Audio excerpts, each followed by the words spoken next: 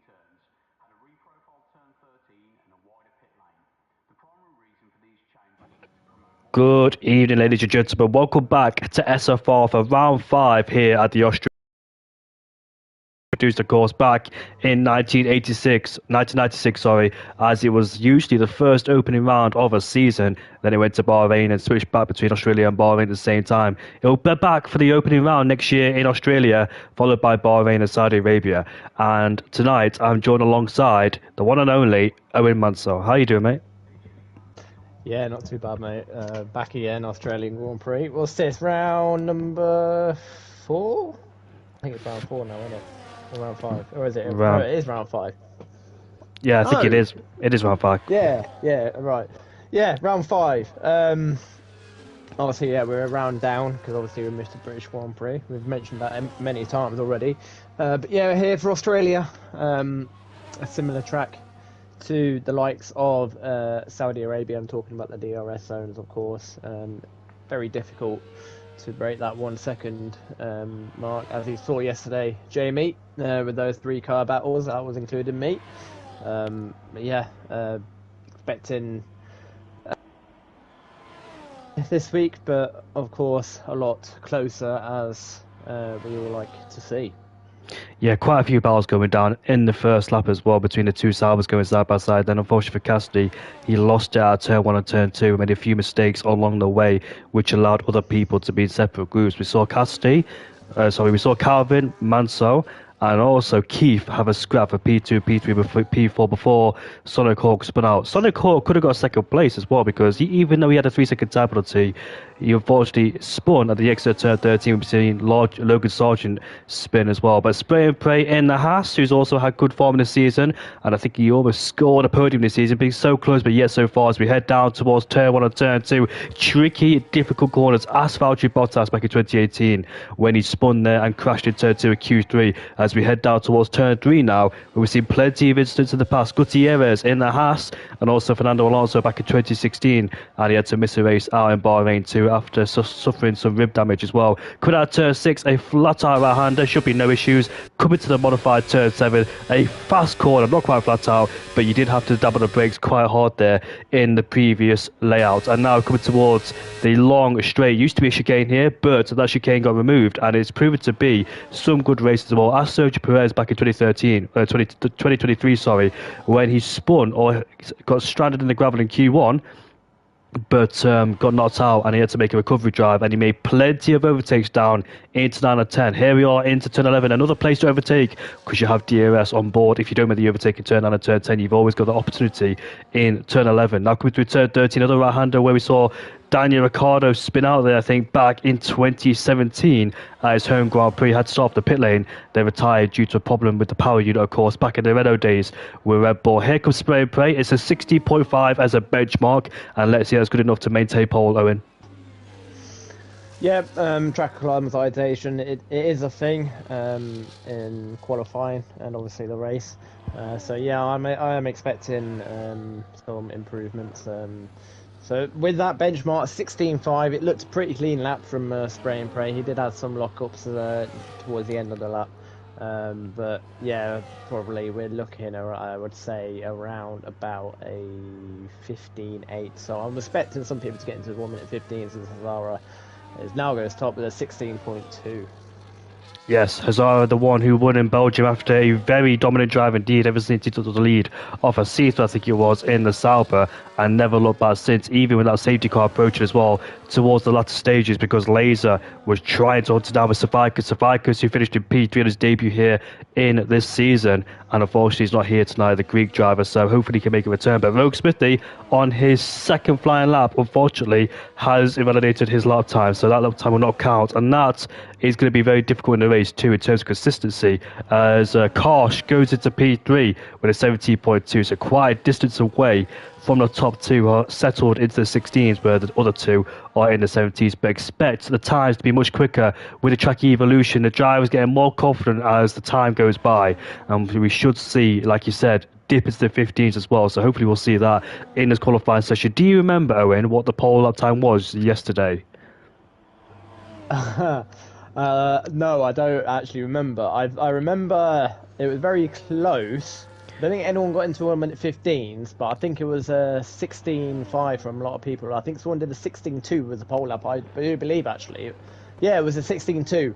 Because I remember now, a lot of the people did a 16.5, and then someone, I can't remember who it was, did a 16.2 for the pole up.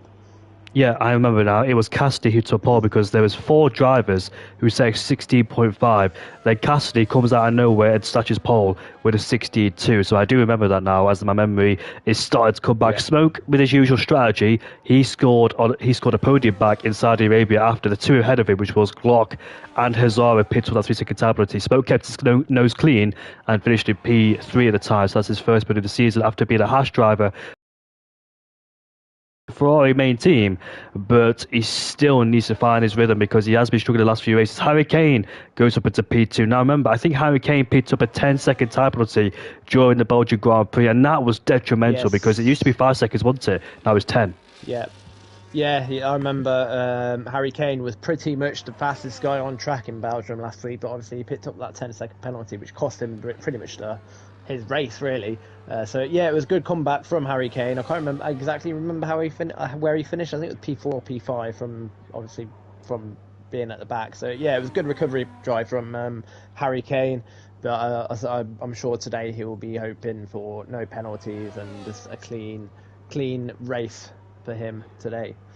He needs that, especially because he's missed a few races due to him being on holiday, and that 10-second time penalty is put him further down the championship. So hopefully it's a clean slate here in Australia. We didn't have the Australia Grand Prix last season, but it has arrived back, and what an amazing track it is. Even though it had an old layout, I think the old layout was quite good as well. So I enjoyed both layouts, but obviously in terms of these generation cars, where it is wider, harder to overtake with the DRS as well, they have to modify tracks to make it suit the cars and make better overtaking, of course. Abu Dhabi, Spain, Singapore, Australia, many modified tracks. They've all changed in the past history to make it better racing. And we have seen the new modified layouts as well make it better racing. Do you think, Owen? Oh yeah, 100%. Obviously, with these cars, with the less dirty air they produce, yeah, it definitely improves a lot of racing. But with the DRS, I don't really think you need that DRS anymore. Obviously, I know they're getting rid of it in 2026, but it's just like a modified version of DRS. So I don't really know how that's going to properly work yet. But with the likes of ERS, you know, that's and obviously the slipstream now, and obviously with the dirty air, you don't get that much with these generation of cars. I don't really think you need DRS anymore, but you know, like I said, they're getting rid of it in 2026. So yeah, let's see if the racing continues as we've got when the new regs come in.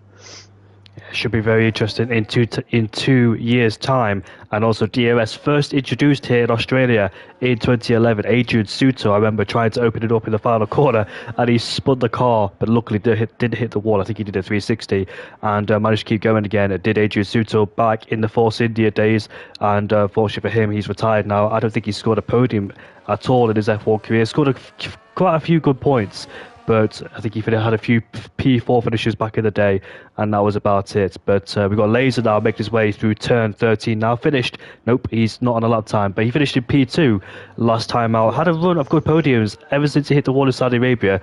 Came back to win in Hungary and finished in P2 at the Belgian Grand Prix. But Owen, one thing he needs to work on, he said in the interview, is his qualifying. Yeah, you know, he's been trying to work on his qualifying recently because, yeah, like I said, he's trying to improve. But these guys, top guys, especially Laser and Hazara and Harry Kane, Spray and Pray, they need to take full advantage of this race, because if you look, Jamie, there is no Ramavaj here today. He's got internet problems, apparently, as he says in the YouTube live stream. So there's no Ramavaj today, so these guys need to take full advantage of that, because obviously Ramavaj at the moment is the championship leader. So is a massive disadvantage for Ramavaj, because obviously we won't be getting any points today, as Bear Rami gets a 16, pretty much a 16.056 from him. So yeah, they need to take full advantage of this race today, make sure they have a clean race, no mistakes, no spins, no collisions, just to take as maximum points as they can because it might be important come towards the end of the season. Exactly, and Laser is 6 points away from Ramovac in the championship, and Hazara is 1 point away from Laser. So all to play for the championship. Here comes the McLaren across the line. It's a 16.3, but Berimi, he's been a bit of a ghost this season, I dare say, because he's usually up there, especially last season with his challenging his teammate in the championship and MDJ at the same time. Finished P3 in the Drivers' Championship last season, but this season has been quite quiet, and hopefully he can get back to his old self, because we know Berimi is a very quick driver indeed. Finished in P4 14 at the Belgian Grand Prix and has had a few dismal results after that too, so hopefully for him he can find his rhythm and get back up there. As we know, we've seen from the Red Bull driver, multiple race winner is Berimi from last season, and I think he's got about 3 wins to his name after winning, I think, at the Imola Grand Prix. Gifted, I dare say, but fully deserved, as he went on to win in Brazil after a challenging season. But here is Berimi in the pit lane then, so he won't be going for another lap time. But Hazara, 3 tenths up in the first sector alone, makes his way towards the intermediate split. Another 2 tenths harder to him, so he's on a very good lap time. But I think he needs to find a bit more time in the last sector to try and have some security on pole. He might match Berimi's lap time, depending if he can try and get himself in the 15s. Oh, that's so wide at turn 11. Luckily for him, he didn't invalidate. This game, I've noticed when you invalidate some, go out wide in some corners, you tend to get away with it sometimes. Yeah, you do. I've noticed that, especially in my last lap in qualifying last week. I didn't get a track limit warning for going wide at turn 10, but here comes Hazara now, and obviously there we go. First person in the 1 minute 15, Hazara the 1 minute 15.946. So yeah, good luck there from Hazara. But still, I'm expecting some improvements as the qualifying session goes on. Yeah, Rogue Smithy with his McDonald's internet is lagging all over the place. He is 3 tenths up in the middle sector though, but he's just got out wide where Logan Salt, no he hasn't, that's lag, sorry. But I say, because he took a very weird line going into the turn 13 corner. Here he is across the line. What can he do here in qualified? And it's going to be, oh, it's pole! It's a 50.8 for Rogue Smithy, but unfortunately he has internet connection issues, does the Canadian Scouser, so that's going to be a massive downer for him. But I say he's looking really strong. He has shown some levels of improvement in the last season. Sometimes he's there, sometimes he's not, and he's a very interesting driver to watch. He's like Maldonado, because Maldonado could crash, and sometimes he delivers some fantastic results. Yeah. I think you lagged a bit too, Owen, if you're talking. Yeah, no, it's my mic. Sorry, playing up. With like you said, with Smithy, he is strong in qualifying, and when the game first got released, he was properly quick. But yeah, with him, he's the thing he needs to work on is his errors and mistakes that he makes in the race. Because, like I said, he's up there in qualifying, but then when he comes to the main race, by lap 5, he's near the back because he's already made his first mistake. But yeah, that's the one thing he needs to. He's always been like this, unfortunately for him. Ever since when GP4 was a thing, he's just been struggling with these mistakes. Obviously, at some point, I hope this will improve from him, and then he will become a very, very, very fast driver in this division. And I think if he can get that improved, then he would be up there in the championship. Yeah, I agree with that one. He has got the pace, but in terms of keeping a level head when it comes to incidents, that needs to be worked on for Rogue Smithy. But he is young, and you expect that from a young driver, so hopefully when he gets older he starts to learn more and experience more too. But I did notice something about the man in P6. Spray and Pray was a huge 5 tenths up alone in the first sector. Improved in the middle. He didn't make a mistake or invalidate, but he backed off for some reason. He had enough fuel in the car, but I don't know why he backed off. He's showing his pace until later as he went off the pit lane right now. So watch out for Spray and Pray. He could also be challenging for pole, I dare say. But we've got Laser out of the track on his outer lap, so he likes to come out early to get at least 2 runs in, because like me, I can bottle the last lap, so I have to have 2 runs at it. If you validate your first lap, you always got the time and fuel to go for your second lap, whereas other people like to leave it to the last minute because they have the confidence to drive around the circuit and deliver that lap. Yeah, the only issue with coming out early is that by the time you start your lap, the guys will be then coming out on their out lap to start their lap. Exactly what I did yesterday. I came out early like Laser, and I just got caught up with all the traffic. Luckily, everyone behaved and got right out my way. So, you know, good job to everyone who got out my way, because obviously I improved up to with a 16.5. But yeah, Klusser now has started his final lap of the day. Obviously now everyone's in the pits getting ready for their final lap now. Obviously done 2.5 minutes left in the session. So this qualifying session has gone really quick. I don't know about you, Jamie, but for me that's gone properly quick. I agree. So turn 1 and turn 2, nicely taken. And a slight lock up on the inside, breaking at the 100-meter board as we bring it down into turn 3. Another lock up, but they really kiss the apex, bring it out wide to try and get a good exit out of turn number 4. Using all the cover on the outside now, flick it through. Is this right-hander? Using the black box for a reference point there on the right-hand side or left-hand side. Now we're coming to this fast corner here, taking the cover to the inside, leaning it on the outside, using overtake to try and boost your way through on this straight here. Gain more power. It's all about tactical where you use your EOS, because if you use it too early, you'll end up running out like Spray and Pray did on his previous lap at the end. Hence why I backed off. But Laser only a few hundreds up as he takes a lot of curb into turn 9 and turn 10. The DRS enabled once again in this 4th detection point as we run down towards the heavy braking zone at turn 13 or turn 11, sorry, as 2 corners have gone now. Locks up on the inside, but still gets away with it, using all the track on the outside as he can. Misses the apex there because sometimes the car can spin underneath you if you take that curve too much. Into the slow speed corners we go before we round the final corner. Experiments with the throttle, backward traction, full power, all the way down to the line. What can the McLaren driver do as he crosses the line? It's P3. He found 3/10 in the middle sector there, 15.9. And let's see if this maintains or stands, because other people could be improving. They're all on their out laps. Yeah, that was a very good lap from Laser. He'll definitely take that. I'll put him P3. Obviously, that's the maximum, sorry, he will get. Obviously, the way qualifying's been going for him this season, I think Laser will be very happy with that lap. He should be satisfied because his qualifying results have been pushed further backwards in the top 10, like 8th or 9th, maybe outside the top 10 even, if I look at the previous qualifying results. But Rogue Smithy, the driver on provisional pole, is about to go. Oh, that's so close there on the back of Laser there, but luckily he avoids him. McLaren and Williams have had recent history in the past 2 seasons, and Rogue Smithy is down in the first sector. How will that affect him? How will that play on his mind? Because if you see that you're down in the first sector, you're desperate to push the cars, try and find more speed, brake later, got the power early. DRS enabled once again. You can see that all the battery almost being used there as he makes his way now towards turn 9 and turn 10. Has he found any more time? It's purple, but unfortunately not improving. So the last sector is where he's got to really push that car and find the limits of it. You can see that he's down in EOS mode. He's derating on this straight as we head down towards turn 11 we go. Well. I think Hazara's coming at the end of the first sector, isn't he?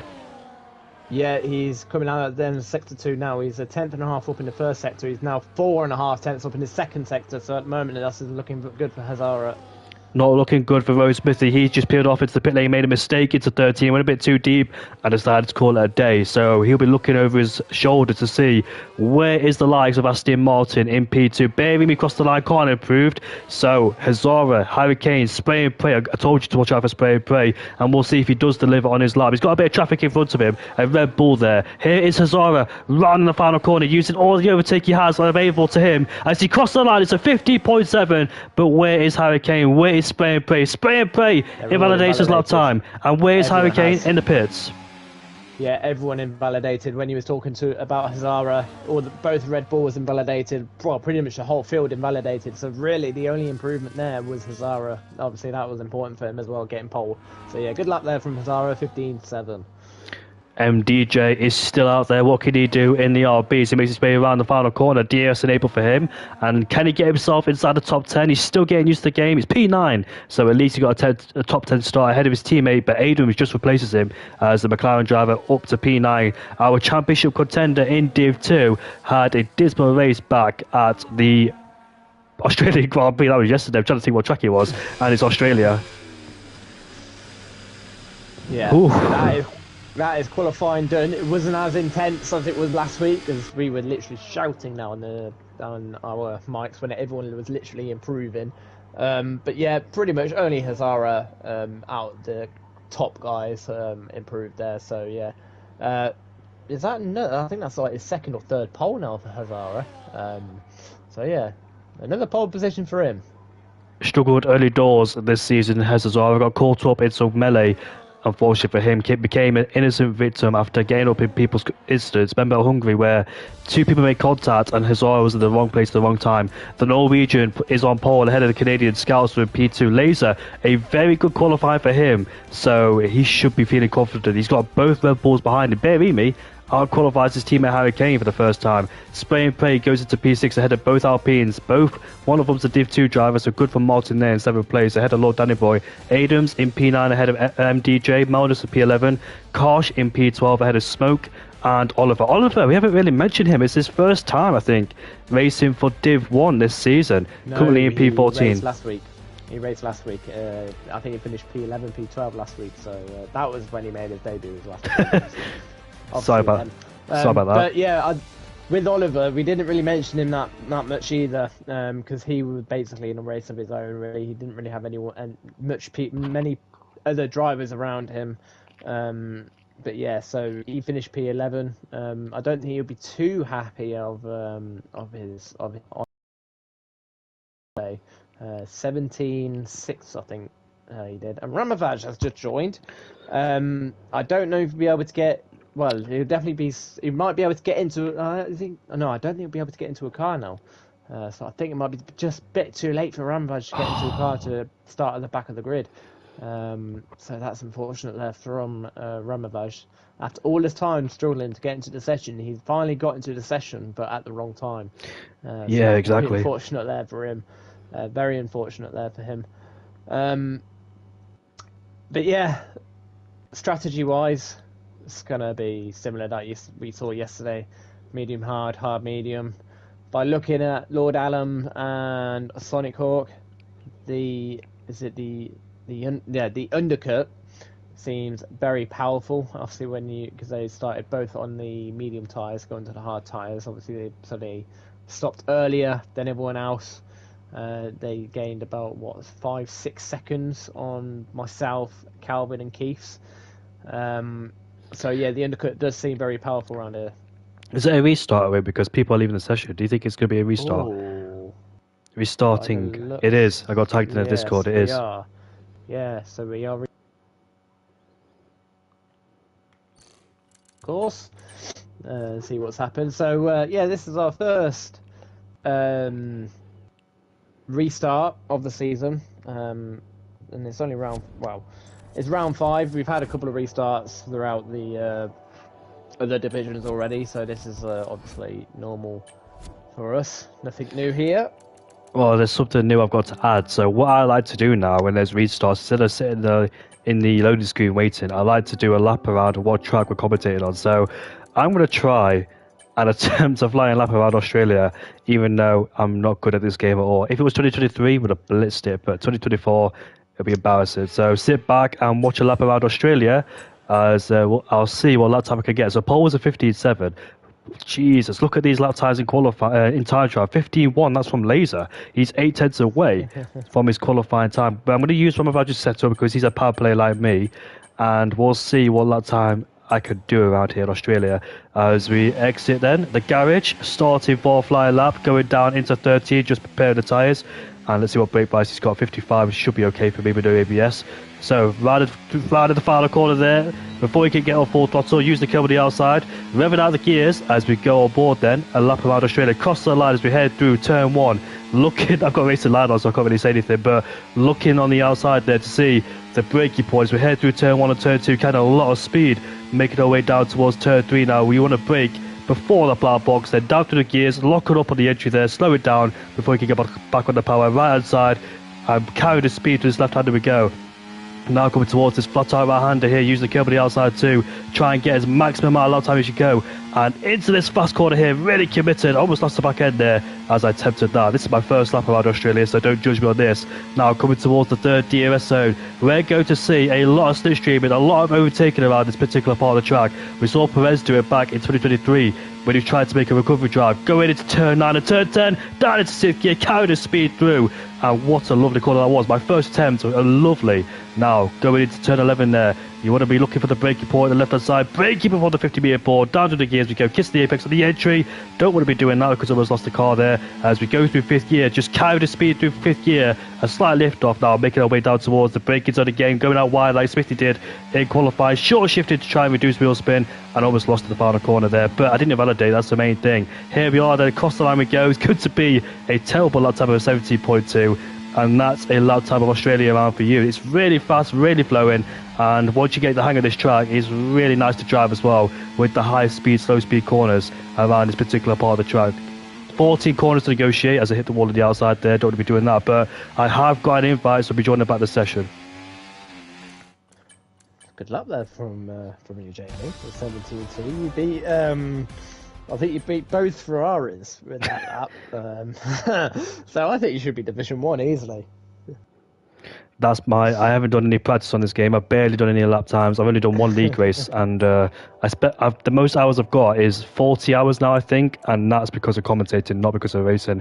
If it was 2020 or 2021, my hours would be well over 200, as I would have sweated that game. But I'm not into league racing like I was years and years ago. I'm just mainly a commentator now, which I enjoy doing alongside you, Oliver, the Dutchmans I do it with, and also other people. Yeah, I mean, like with myself, this is my first season back as commentating, and yeah, I've really enjoyed it, to be fair, obviously, being back. Yeah, and Division 1 as well, my old division that I used to commentate on with Oliver, when it was just me and him.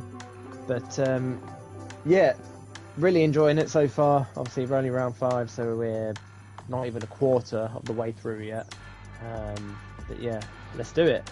And the reason why we have got a lobby restart is because we are going to get Ramavajan. Oh, that's so kind. He's just behind Laser in the Williams. I'm sure with Ramavaj though he will be starting from the back of the grid. So he'll be doing a very similar strategy to what Harry Kane did last week. He'll be trying to attempt a last to first challenge here. We do not know what his pace is going to be like around here because obviously he missed qualifying, so we don't know how his pace is around here. But yeah, let's get this race underway hopefully soon. I think there's a couple of guys we're waiting for. I think it's 16 now, with Ramavaj joining. But obviously Ramavaj has now sorted his internet out, so yeah, good to see him on the grid for today. Yeah, that's very important for his championship as well here in Australia. And he's currently 6 points ahead, as me and Smoke will be chilling at the back, says Oliver Smith. And Oliver there hoping to have a good race inside the top 10 for his sake. But for the championship, Ramavaj leads 74 points ahead of Laser by 6 points, 68 for Laser. Hazard P3 67, 1 point behind Laser. Glock, I don't know if he's quit. Unfortunately, if he has, then it's a shame because... Yeah, I think there is a driver transfer with him. Someone has taken the seat, I think. Not again. And Langfell in P5. Langfell's not here tonight, but Harry Kane is so far down in the championship. We've had 2 did not start, hence why he's P6 and behind Langfell. Langfell's not here, and Spray and Play is currently in P7 ahead of Smoke in the Ferrari driver. So the Haas Works team, Haas ahead of the Works team. Milner's in P9 there, showing some good pace. He scored a lot of points this season and had decent races, especially back in Belgium as well, with 14 points. MDJ in P10 on his return ahead of Sophiakis and Noldus. I believe Noldus, the Norwegian, I think he's on holiday because he's an admin and I don't know where he is right now, so hopefully Noldus can join back, because if you've seen last season, he had some promising potential pace, and judging by his results as well, he struggled in the first half but came back in the second half with a statement as well. He was narrowly missing out on a podium every single time in the second half of the season. I remember picking up penalties or something just happened with the wrong strategy of the safety cars. And Smoke, don't worry mate, I'll look at your comment right now as I get on the YouTube app. It says claiming last, no one else can have it, says Smoke. Hopefully not for you, because I think you've got some decent pace this season, Smoke. You usually, last season with your teammate, Jagermal, you both qualified inside the top 10 majority of the time, but you ended up getting pushed backwards in the race. And I think you scored your first podium as well back in Saudi Arabia, and you've shown some promising pace through this season. Yeah, I remember that. It was because the 2 guys in front of him had a penalty and he was obviously just behind. You know, As you do, just staying behind. You don't really need to fight with guys with penalties in front of you, and that's exactly how he got. How he got that podium. So yeah, that was a good podium there from Smoke in Saudi Arabia. I miss Draugen, I miss Samed as well, and I miss Yakimal and Makit. Oh, look at these names from the past. I wish they still drove. I don't know where these guys are that used to drive last season. Draugen, I miss him a lot. He was a very nice person indeed to speak to. He got his first win back in Saudi Arabia. His one and only win in Saudi Arabia, not Saudi Arabia, Qatar, sorry. And he did that with about over 20 lap all medium compound tyres. If you saw his medium, it was shredded like a piece of chewing gum, just absolutely chewed on those tyres, nothing left in them. And he was driving so slowly in the high speed triple section there. And he managed to hold on ahead of Hurricane. Well, Hurricane took a Ramavaj on the racing line. So yeah, that was a very memorable. How do you say that? Memorable. Oh, I don't even know. Memorable. Memorable. Oh, I'm not going to say it anymore. It's in his memory for sure. I'm going to say that it's in his memory for Draugen, and he's had 3 podiums as well. I remember him scoring a podium back in, was it Azerbaijan, where he scored that podium, or I think it was Bahrain at the time, because those two were fighting for P3. And I remember saying that Draugen was so close to a podium, but he just kept losing it. And he scored his first podium back in the Singapore Grand Prix last season. I remember that race. He was fighting with MDJ at the time when Hurricane was pulling away from both of them. Then the rain came. Then he got his first win in Qatar and scored at the podium in Portugal. Yeah, I do miss him as well. He was a very nice driver indeed, and hopefully he makes a return. I don't know where Dragon is right now, but whatever he's doing, wish him the best.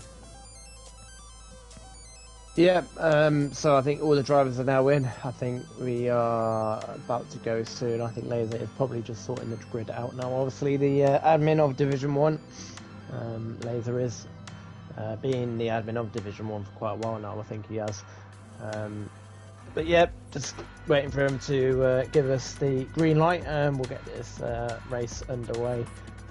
I think it is a dry race as well. They will sort that setting out. So what they'll do is basically, as soon as we load into the session, the first session, so as soon as we load into qualifying, the admin, obviously Laser, will look at the weather situation, whether if it's dry or wet for the race. He'll look at that. So let's say if it's dry at the start of the race and then wet at the end of the race, he can customize the weather, of course. So he'll obviously put dry at the start and wet at the end, if he wanted to. But obviously, because he's seen the setting that is meant to be dry all race, he'll put that setting on as dry all race. It's just, it does make sense that, you have that, let's say,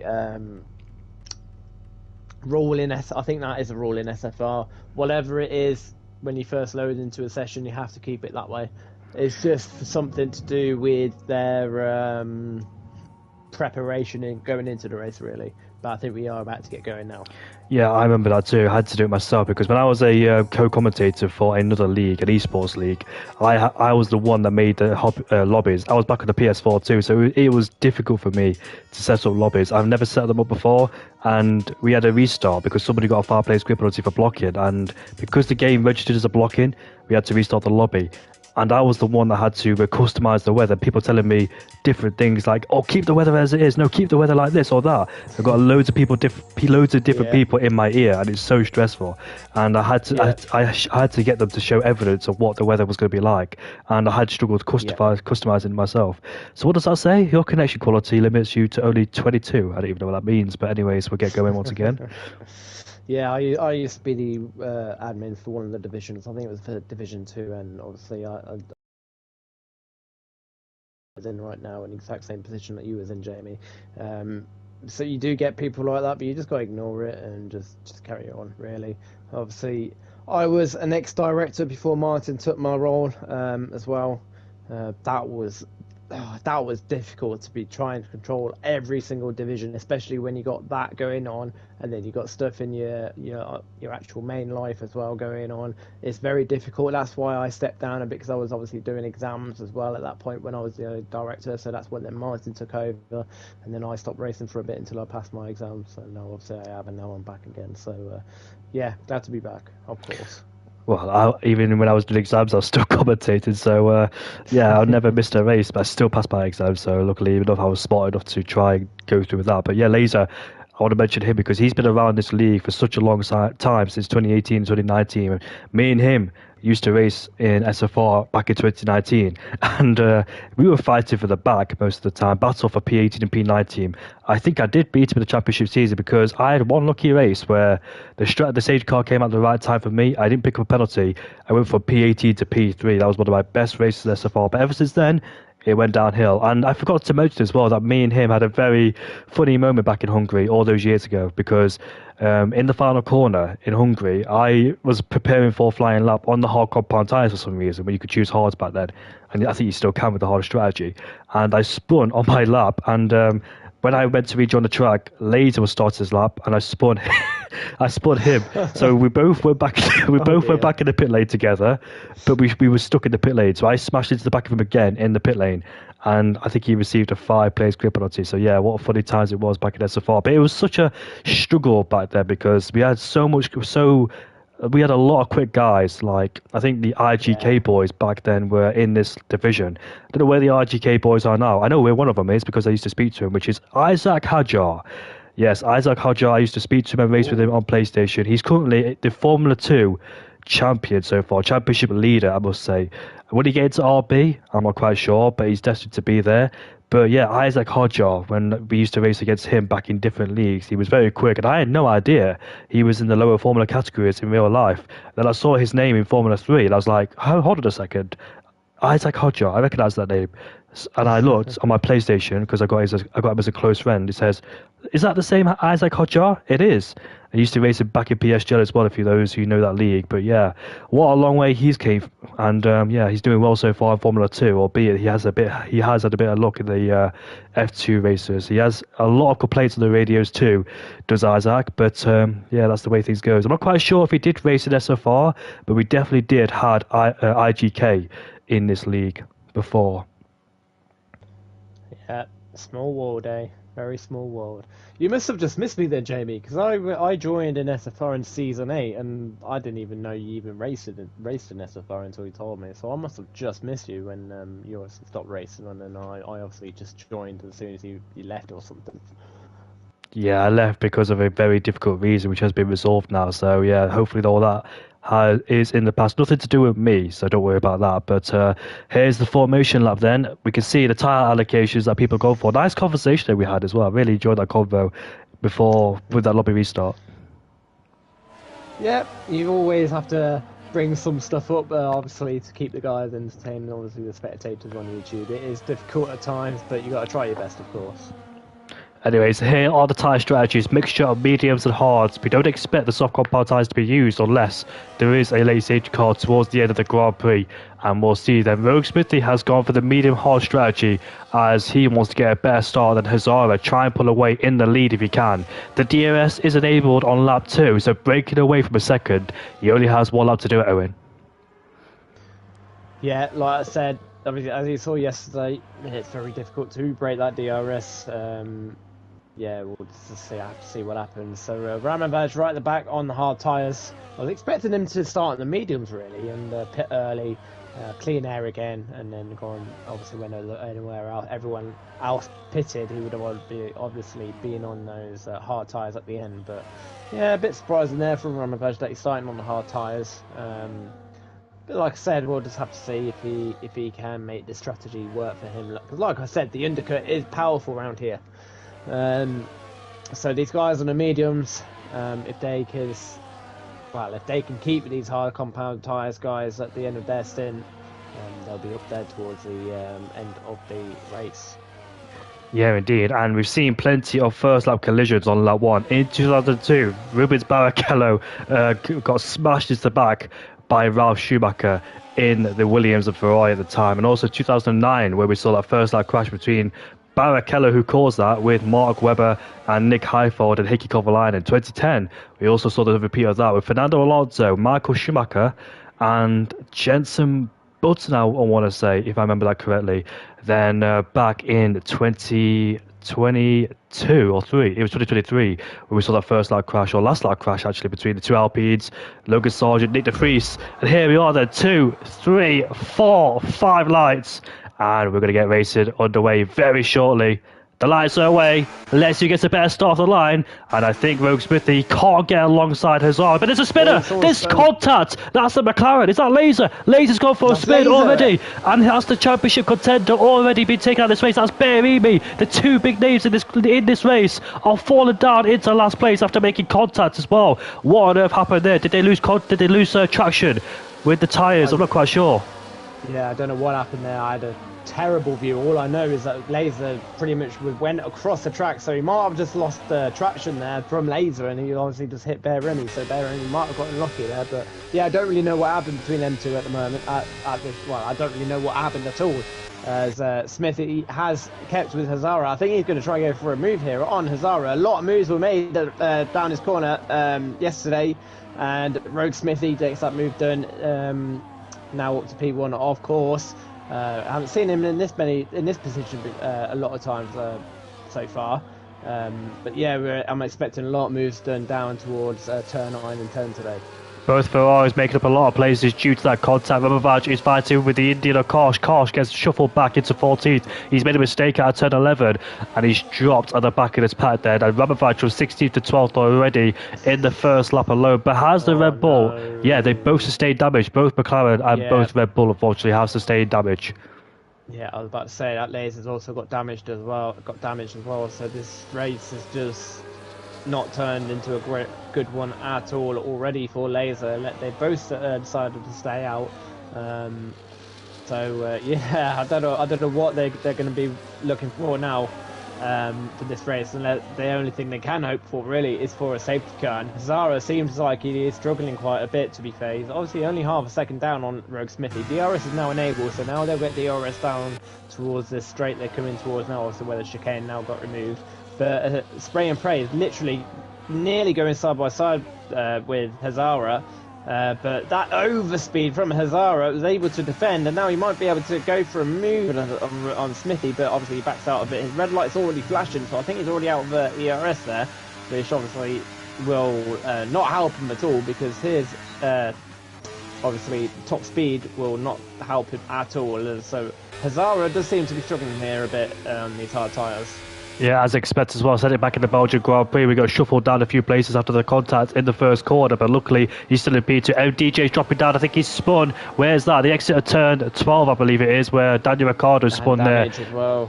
Yeah, Daniel Ricciardo spun there back in 2017, I believe it was. I think he was as well, because I think the Vettel won the race ahead of Hamilton due to that tyre advantage he has. The year later, he won the race again thanks to the virtual safety car. But anyways, we make our way down towards turn 3.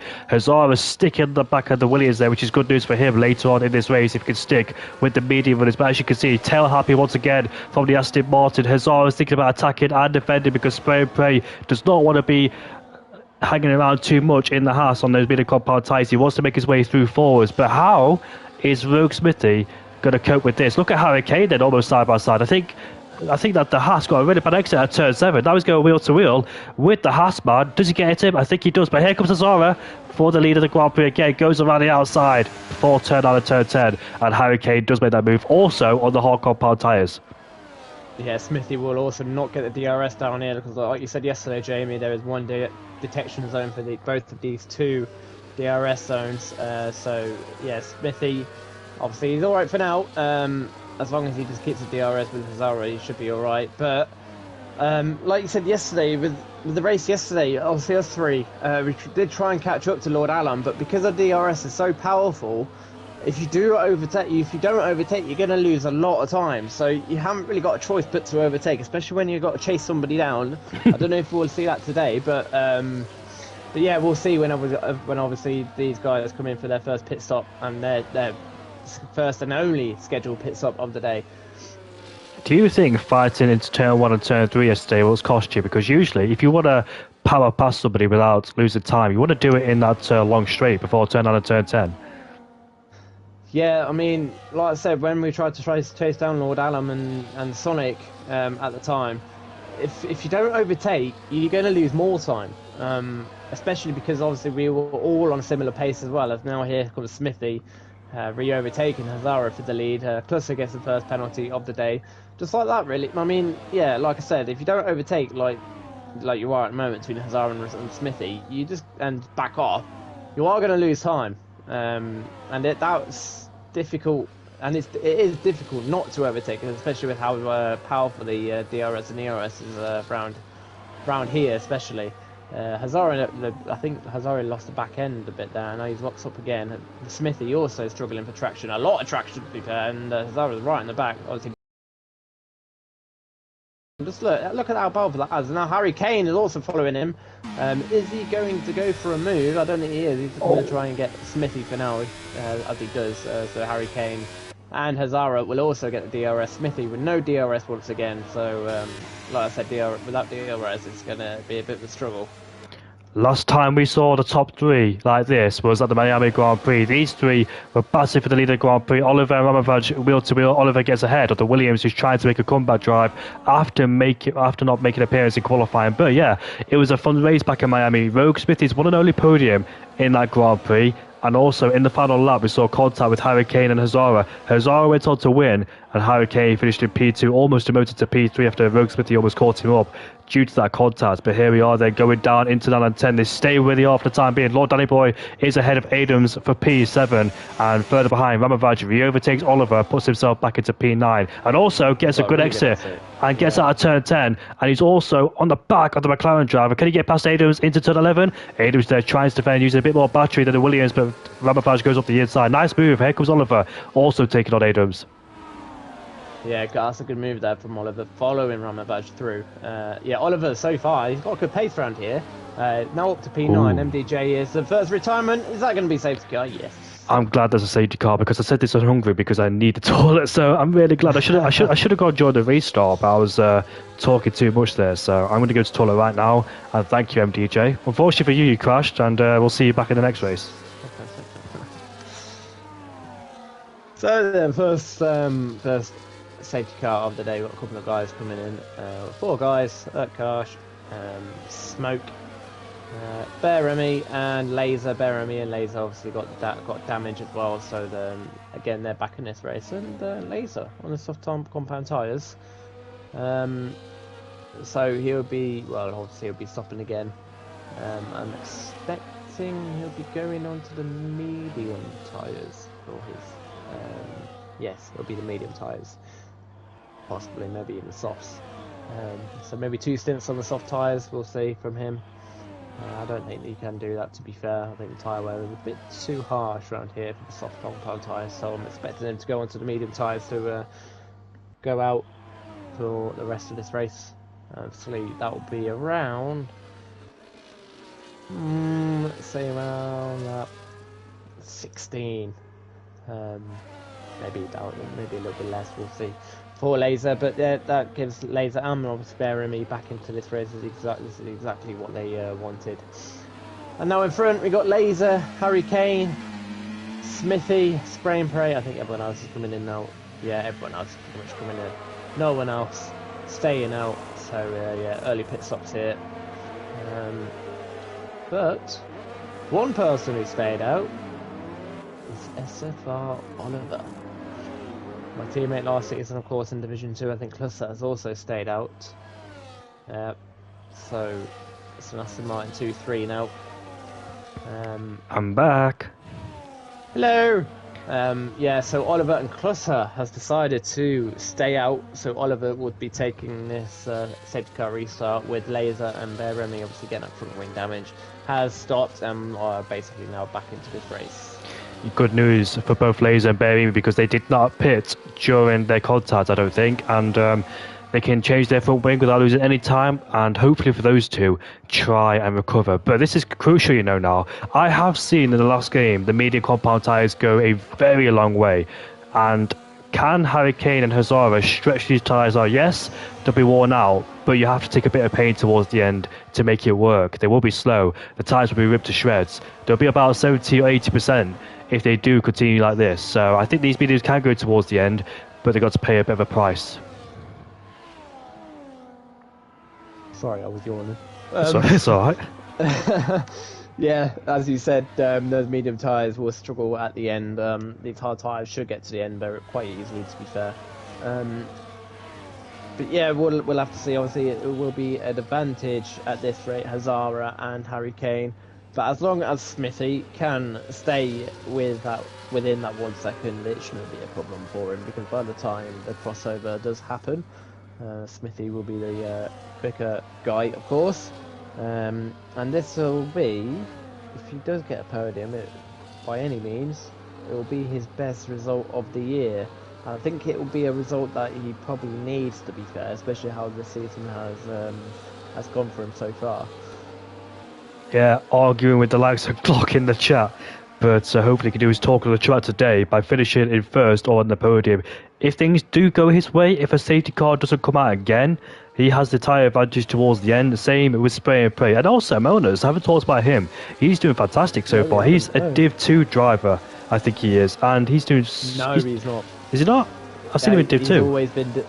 No, he's always been Division 1, I think. I've never raced against him. In Division 2. I've never seen his name in Division 2 for this season, unless he was a reserve at some point, but by my memory I've never seen him in Division 2. I think he is a full-time driver in the RB, Marinez is. Talking about that, yeah, so Glock has obviously lost his seat now at McLaren, and a guy called, he's not racing here today, but a guy called Destroyers or something like that, along that line, has replaced him in the McLaren, so that's Laser's teammate for the rest of the season. I don't really know what's happened to Clock. I don't know if he's left again or what. I know there's been a bit of... I'm not going to go into full detail because I don't fully know what's happened, but a disagreement, let's say, between Glock and some other guys in the league. That's all I know, and yeah, so... With that happening, I think Glock has decided to step down a bit. But yeah, safety car in this lap. I'm going to keep my opinion to myself, but yeah, it's unfortunate to see Glock go again. He's got some great pace, we've seen it before. But Adams is the one that replaces him today, and funnily enough, he replaced him throughout the whole season in Mercedes too. So Adams stepping in once again, and he's currently down in P9 so far. And Oliver Klusler on the older hard compound tyres. We'll see how they control and judge this restart. Can Hazara, Hurricane, Smithy, Spray and Pray, and the rest of them make their way through unscathed? Because usually when you got guys ahead of you on older tyres, you want to pass them immediately so you don't lose any time. And we'll see if that's the case. So Oliver becomes the effective safety car. He could judge the pace and determine where to go, which is right now around the final corner. Hazara is on the back of his teammate. I don't think Cluster's going to find this too hard, knowing his teammate's faster on a better tyre. Here we are, side by side with the Aston Martins, and here comes Hazara. Easy move for him. Hurricane needs to follow immediately so he doesn't lose time towards Hazara, and immediately puts in the Aston Martin under pressure, trying to look for a way through, keeping Rogue Smithy at bay as well. Just behind him, looks for the inside line. Does he make the move? Rogue Smithy's there too, going down to the Aston Martin. The Aston Martin trying to stick around the outside. Can the Dutchman stay ahead? He's trying to. There's no way through, unfortunately, there for Klusler, and the old tyres give up at the end. Rogue Smithy gets his way past. Yeah. Harder than he expected, I think. Yeah, Cluster, he did try. Well, you could tell he tried to stay ahead of Harry Kane or Smithy. Obviously, Harry Kane got him on the braking zone, and then obviously Smithy just followed him through. But that would have been great if Cluster was able to keep these guys behind. But now he's getting overtaken by Spray and Pray. Zara now has taken the lead, of course. But yeah, that would have been great for if Cluster could keep the guys behind, obviously, because then it would have helped the teammate massively, pulling away that DRS. But now here comes Harry Kane on Oliver, who's now up to P2. Oliver and obviously Cluster both struggling with the older tyres, of course. It should help them towards the end with their hards and mediums towards the end. The freshest tyres are the lot, so we could see them coming back forwards. But we can see Harry Kane and Hazara back together again. Oliver's getting detached due to the older tyres, so Rogue Smithy on this lap has to overtake Oliver in the right place so he doesn't lose that pivotal DRS so towards the top two. He's on the harder compound tyres. They should go towards the end. He's got the advantage later on in the race, but however, the top two got the advantage now on those medium compound tyres. So the pendulum should swing towards the Harvard's way towards the end. We'll see. But Oliver, 1 second out DRS already. Rogue Smithy's got to overtake him on that long straight heading towards turn 9 and turn 10. However, Ramovac has just overtaken Marty, puts that Williams up into P8. He's also on the medium compound tyres after starting the hards, trying to go for a long stint, but unfortunately his strategy fell short with that safety car. Here comes Rogue Smithy now on the back of the Ferrari, and we'll see if he can try and get away past. Should be easy with the DRS and the tyre advantage, but you never know. Here we are side by side with the Ferrari. Easy move before turn 9 and turn 10, and now can focus on bringing that gap down towards the top two. Spray and Pray is also looking for a move too on the Ferrari. Yeah, so that with that, what's his name? Smithy being stuck behind Oliver is over a second now. Obviously with Harry Kane and Hazara being on the medium tyres, it's going to be a little bit harder for Smithy to get in that DRS. But if he can just keep it clean, he should be okay. And obviously hope that Harry Kane and Hazara will fight each other. He should be able to catch up. Just like in the first stint when some people dropped away as Ramovac overtakes Melners into turn 1. That's a great move there from the Williams. Was 16 to 6. Adams picked up a 3-second time penalty already in this Grand Prix. Track limits are brutal around here, so unsurprisingly we're seeing people pick up that penalty. Martin overtakes Cluster, outbreaks himself but still makes the corner there.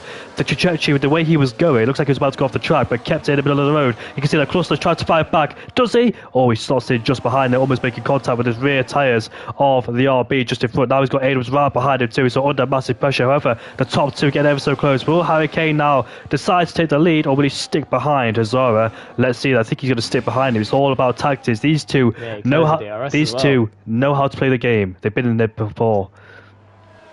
Yeah, I don't know if you saw as well, but Harry Kane actually closed the DRS, so obviously he didn't overtake. But I think this is what Harry Kane really needs to do. Just as long as if he knows that Hazara is quicker than him at this stage.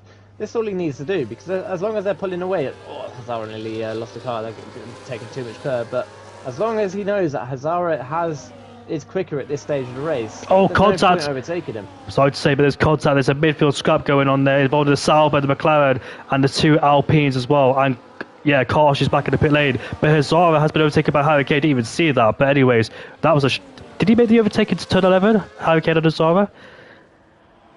Did you see that? Because if he didn't, that's a strange place to get past before turn 1, do you think? Yeah, he must have. Yeah, weird. I don't know. Yeah, okay, interesting. Karsh has retired from the race as well, so that's the second retirement of the race. Obviously, he retired in the pits. There's a Ferrari going really slow, because of smoke coming into the pits. So that's smoke in the pits, but he's actually got front wing damage, and they haven't changed his front wing, so he's going to have to come back in again to get that front wing changed. That's happened to me before. Very annoying. Yeah, me too. Way too many times that I would have wanted, but Smithy and Smithy and Spray and Pray are quite close together on the track. Now, we're seeing people overtake each other and lose time towards their rivals. Melners has got past Oliver before turn 9 and turn 10. Oliver dropping backwards on the hard compound tyres, as you expect. But Spray and Pray and Rogue Smithy, what will they do? Will they constantly fight each other or try and stick in each other's DRS and try and close in on the top two? We know that the mediums can go towards the end, but we drop it off the cliff like a knife edge. Oh, that's contact there. The Aston Martin clusters off the track, and now the McLaren Laser is through. Bearing is through. Remember, these two dropped away in the first lap, or the first, when the lights went out immediately, because I think Laser lost traction, and here comes Spray and Pray on Rogue Smith. That's into turn 1, or before turn 1. Had the overspeed of the Williams and let him through. Oh no! Just like in the Hungarian Grand Prix, Spray and Pray picks up a 3-second time penalty, and now it's going to be his chances of a podium slim. Maybe, depending how hard the medium compound tyres drop off towards the end. Yeah, Spray and Pray once again getting a 3-second penalty. It's costly. It cost him obviously in the Hungarian Grand Prix, and it might cost him again for a podium here today. Obviously, Smithy will be saying that, will be like, right, well, for him it might be a change of plan, it might not be, but Smithy at this stage should be thinking, right, who's quicker? Is it me or is it Spray and Pray? Who is it that can catch up to Hazara and Harry Kane? That's what his mindset's got to be at now. Is who is quicker at this stage of the race? Because whoever is quicker, there's no point fighting. They just need to try and catch up to Hazara and Harry Kane now. There's an Aston Martin. Cluster's gone for a spin and luckily gets the car back on track with no front wing damage there. We've seen plenty of crashes there before. Timo Glock back in 2008 when he bounced up in the air. Felipe Massa in 2013 when he crashed there in the rain. And as we head down towards turn 1 and turn 2, they are losing time towards the medium as you expect. And the Aston Martin's dropped it again. Now, I think that spray. Oh, he's dropped it again. That's the third time. Just try and cool the tyres down and try and slow down and bring the tyres back to the regular operating window. But Spray and Pray Smithy, they know they have the tyre badges towards the end. They hope that another safety car does not appear in this race because that will completely destroy their strategy and chances of winning and being on the podium. Yeah, 100%. Like I said, the crossover point will be coming in around about lap 22, I would say. As Smoke gets a 10-second penalty, but he retires anyway. As Smithy goes for the overtake on Spray and Pray. Like I said, most common overtake to do is down towards turn 9 and 10. But yeah, let's see now if Smithy is a quicker guy. Obviously, already about 6'10", so he's probably drained a lot of his ERS getting that overtake done, but. Yeah, no, it's 2.1 seconds between Hazara and Harry Kane. Hazara and Harry Kane not really fighting as expected. They just want to try and pull away as much as they can, really, before they start fighting. I'm quite nervous about the Aston Martin at the P13s go for multiple spins, and for the people who are lucky to go towards the end on the hard compound tyre, they'll be very nervous at that point in time. With Rogue Smithy set the fast up of the Grand Prix, showing his pace and his hand. I think if things stay like this, with no safety cars interrupted, I think Smithy has a good chance of winning here. And the Aston Martin again. I really hope he doesn't crash in the wall and cause a safety car, because that will really upset some people and put the smile on faces like Harry Kane and Hazara, who are on the medium compound tyres.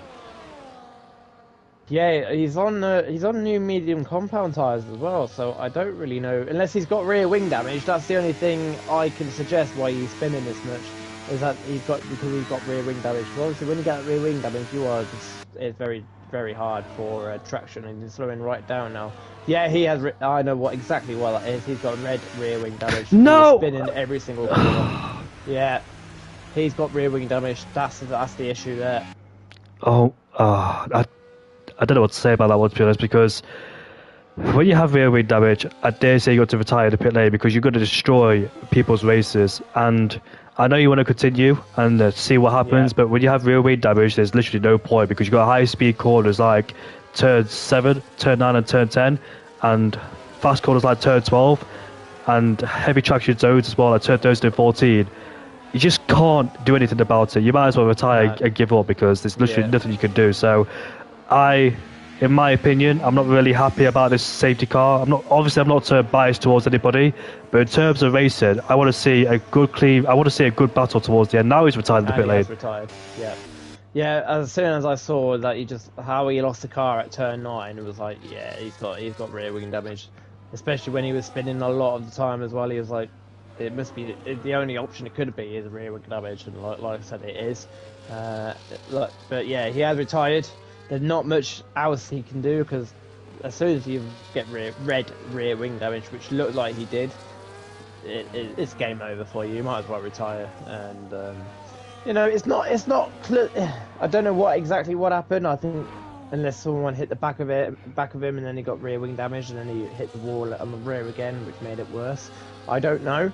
But yeah, it's unfortunate there for Clusser, but it's also unfortunate for us. With this safety car, it's not 100% his fault. And our racing experience a bit. But yeah, now a couple of guys have now come back into the pits now. Spray and Pray, Adams and Martin all stayed out on those hard compound tyres, expecting them to get to the end. Probably because they've also stayed out because they haven't got any more tyres available left for them either. But yeah, obviously now everyone is all together again. I might be in at the end of this lap, if not definitely the next lap. I think it'll be a next lap now, to be fair. They'd be a bit too late. But yeah. The pack is now back together again for the second time in this race. Two people, Spray and Pray, Adams, have stayed out there. Spray and Pray on the old hardcore power tyres looking for a good result, but he could get swamped. And here comes Adams in the pit lane then. That's a late call, and it will drop towards the back of the field, which is 12 place only. Well. And Martin to get rid of the hardcore power tyres. So the only driver out there on the old tyres is Spray and Pray, and he'll be dropping down like a stone, unfortunately, when this safety car ends. So who... I think Hazaro's got a good advantage in P3. He's on the mediums. Harry Kane has selected the hards. He's opted to not go on the medium compound tyres towards the end. So does he feel like the hard compound tyre is a really good tyre around here and he could try to defend from Hazaro? Because the mediums didn't really look great yesterday or the Hungarian Grand Prix. Something about the medium compound tyres where it doesn't show the potential it should do. Yeah, it all depends on... Again, track temperature is also important, and air temperature, you've got to look at that as well. That is important. So it just depends on how hot it is. We don't know how hot it is around here today. But obviously, because we set it on dry and sunny, it's going to be quite hot. Obviously, the hotter it is, the better grip you'll get on like the soft compound tyres and all that. On the hard compound tyres. Obviously, cooler conditions, the soft tyres work better in cooler conditions than it does the hard. So, yeah, because I think it seems like it's quite hot here today in Melbourne. Obviously, we're not in Melbourne. We're in lovely UK weather. Yeah, I think the hards will definitely be better at this stage. Well, the mediums will to begin with, but the hard tyres will then, as soon as you get some tyre wear on them and some more grip on them, you should be okay. But obviously now safety car is in this lap. Spray and Pray, I suspect, will be dropping like a stone after he gets going. Yeah, like Raikkonen did back in the 2012 Grand Prix when he still had all tyres, he dropped dramatically down the order in the Lotus at the time. And obviously he returned back to 2012 in the Lotus after a 2-year absence rallying, and he finished third in the championship in that year with 1 win back in Abu Dhabi with the famous quote, "Leave me alone, I know what I'm doing." And do these drivers know what they're doing now towards the end of the race with only 12 laps left to go? Who is that making contact there? Is that Ramovaj and Melnus? And Ramovaj has got past him, so I think Melnus has been caught napping or something at the last corner during the safety car restart. So Ramovaj is released up into P5, but the question is, did he overtake before the yellow flag? And here comes Harry Kane up the inside of the Haas, as expected, flying down the inside with a massive lock-up, and he makes the overtake stint. Now Hazara, Smithy, Ramovaj is back into P5. Could he be contention to win this Grand Prix? That's fantastic pace so far, and now here is his championship rivals in front of him. Let's see then what's going to happen towards the last 11 laps. It could get very spicy. There's one outlier in this race, which is Spray and Pray, who should fall down the order on his old hardcore power tyres. Hazara goes through. Here comes Smithy now going through. Will he take on Hazara at the same time? Both use a battery as they get so close towards the back of the Red Bull, but they remain in formation, and the top 3 back together once again like they were in Miami. That was the top 3 at the Miami Grand Prix. But Spray and Pray's not over yet. He might be looking back for a move, but he doesn't decide to go for it. He stays behind. There's now Laser is now up to P6. He was P8 a minute ago, so Laser up to P6. With the Laser, he does seem to be stronger towards the end of the race than towards the beginning of the race. So yeah, Laser also making good gains here. It could be another good podium here for Laser if he keeps this up. Yeah, McLaren in real life as well, where they tend to be better towards the end of the Grand Prix. And he's in the McLaren right now in P6. But I think somebody went out wide through turn 1. Didn't quite catch who it was. It may have been Lazy, who went out wide into turn 1. But if he did, he stays in P6, and Monas is nowhere to be seen behind him and keeps there. But he's in the DRS train right now. DRS is a neighbour. We've got a mixture of mediums and hard compound tyres with Spray and Pray on the older hard compound tyre. He's got Ramovaj all over the back of him, so he wants to dispatch him as quickly as he can. But Spray and Pray, though, despite being on those older tyres, is still sticking with this DRS train, but for how much longer? Because those tyres will start to get worse and worse. But here comes Hazara now, takes the lead of the race away from Harry Kane, and up into P1 he goes. What strategy was the better one between these two? Was it the hards or was it the mediums? 10 laps left to go, and the questions will be answered. Ramovaj is all over the back of the Haas now, who's dropping away from this pack. Rogue Smithy's looking at the back at Harry Kane, and through goes Ramovaj round the outside with a lovely move. Oliver's on Melners, and he gets out of shape, and the Red Bull's almost spun, and that was Bear Emi who tried to go down the inside after trying to capitalise off Oliver's mistake, but turned it into his own mistake, and therefore stays in P10, almost dropped the back end of the Red Bull. Once again, a dismal race there for Berimi as he tries to catch a break, and Laser now overtakes Spray Pray. Here we go, side by side with the Haas, an easy move before turn 1. Oliver's ahead of Melners once again, second attempt, achieved and success.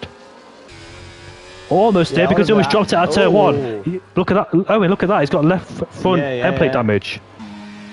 Who, Oliver? Yeah. Yes, he has. I don't know. Okay, I don't know how he's got that then. Unless he hit the wall turning into turn 1 is the only suggestion he's got the damage there. But yeah, that's not good there from Oliver, because we've obviously now lost the DRS.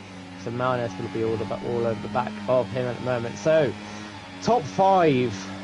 Both Williams, one McLaren, one Red Bull, one Aston Martin. I love it when you do that, when you shake your hands. I love it when you do that, when you shake your hands together. Melners is ahead of Oliver, and here comes the Alpine. And Lord Danny Boy is here on the outside, and it is. What a move there, have the confidence, but he cuts the corner in turn 10, like Jensen Button did, overtaking Sebastian Vettel, or the other way round. But here we are, Oliver under pressure once again. Here comes Berimi now on the inside, tried to overtake him here last time, didn't work, but works this time and puts himself up into P9. And now let's see what Berimi could do from P9 and the top 5. Very, very intelligent was. A very, very good drivers indeed. And they're all, like I said, because I did that, top 5 are all pretty much championship contenders this early stage on. Obviously, Smithy has had a very difficult start of the season, so he's not in there at the moment, but if he carries up this form, he's having a really good race at the moment. It's a fair play to Smithy. Obviously, P3 at the moment, and he is keeping with these guys. So fair play to Smithy the way he's going at the moment. But yeah, like I said, all the top 5 are pretty much in the championship contenders for this season. So yeah, it's going to get interesting who's going to win. Obviously, none of them were penalties either, so this is all pure racing until the end of the race now. Well, Harry Kane's tyres be better than Hazara's towards the end, and he might be sticking in DRS, playing this tactically to keep both Williams behind, stay in second place, and overtake Hazara later on, because these guys know how to work this DRS trade. We've seen it plenty of times in Division 1. These guys are very experienced in different leagues too, so they know when to overtake, when not to, where to save the battery, and when to decide to make the move on the lap before or the last lap. But Hurricane, he's been in these situations a lot in the past few seasons and in other league races, and Hazara also at ETA is a very experienced league racer himself. Rogue Smithy not so much. He has been on the podium once last season, but we'll see. Is this a big shot for Rogue Smithy to be on the podium or win the race? The way the trajectory of the race was going before the safety car came out, I suspected Smithy to be winning the race before the safety car came out, being on much better tyres, overtaking Hazara and Hurricane, but the storyline for him has changed unfortunately. Now he's got to do the hard work on the track to try and overtake these two on the same tyres.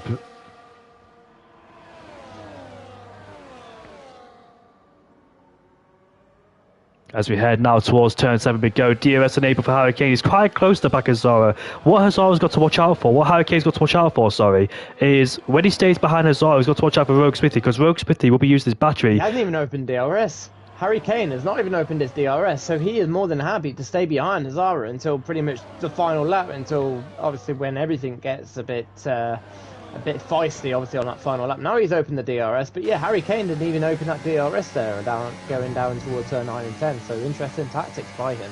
I was going to say that is that another move around the outside for Lord Daddy Boy? He tried it, but he couldn't do it, as Spray and Pray has the advantage. Spray and Pray still on their old hardcore power tyres. There's nothing he can do about it unless another safety car comes out and he can put on them soft core power tyres towards the end. But Harry Kane, a very wise, level-headed driver, knows how to play the game, and he's been in these situations plenty of times before. He needs to acknowledge that staying behind Hazara, Rogue Smithy will try and force him to an overtake, so Rogue Smithy will try and put him in P1, if that makes sense. Yeah, no DRS again from Harry Kane, so he really is doing a tactical game at the moment. He's using his mind, let's say, to, well, not only getting the DRS, but he's basically defending from a Smithy at the moment. He is happy to stay behind Hazara.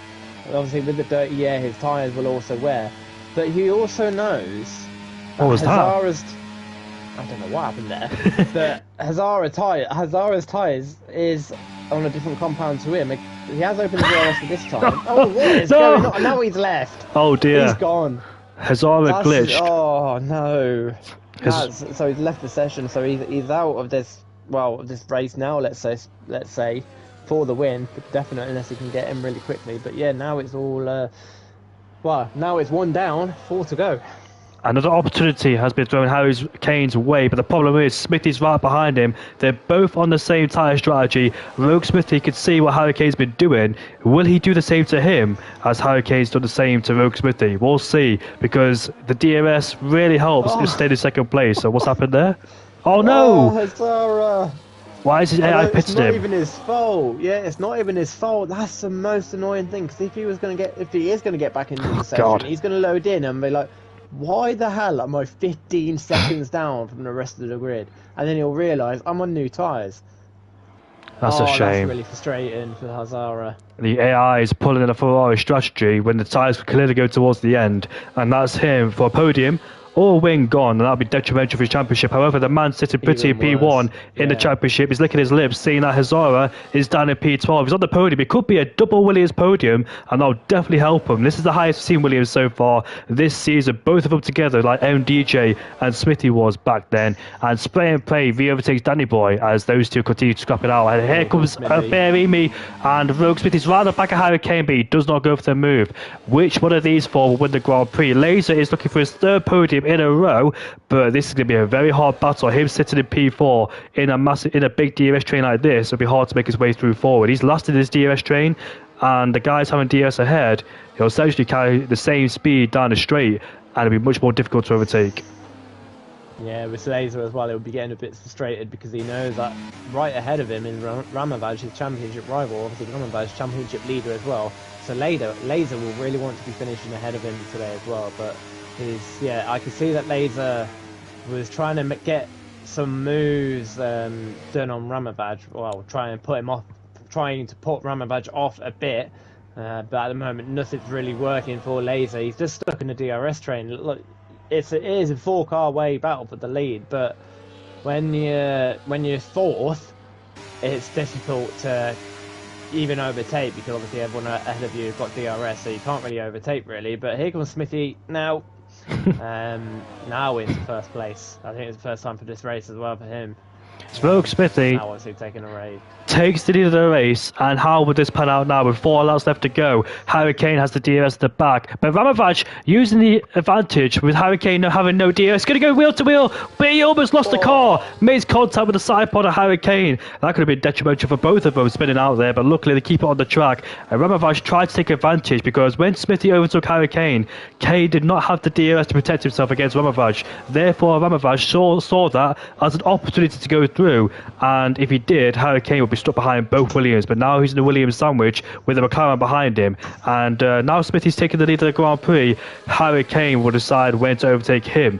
Has Smithy pulled it too early, or was this the right call for the man in P1? Here comes Harry Kane, looks for a dummy move, but doesn't go for it as he stays in P2 there. Smithy goes a bit wide there as Harry Kane's putting him under all sorts of pressure as well. This is going to be a fantastic battle in the last 3 laps of this Grand Prix. No idea who is going to win. It's all about where you are on the last few laps in terms of DRS and also where you are in position as well. As P2 is the place to be, but it won't be for that long because Ramovaj is trying to force Harry Kane to overtake Smithy. And here comes Harry Kane. Now, will he open the DRS? I think he has opened the DRS, but we might close it once again. Makes contact with the back of the Williams and almost gets shown the wall too. Being so close there, pushing Rogue Smithy along, giving him more speed on the straight. Now Ramovaj, is he looking for a move? And here comes Harry Kane for the lead of the race. Here comes Ramovaj. Rogue Smithy's going to get swamped on this straight as we go down into turn 11. The both Williams are side by side now. Bit of contact's made too with the McLaren trying to get involved. Spray Pray to end this battle, and I think everybody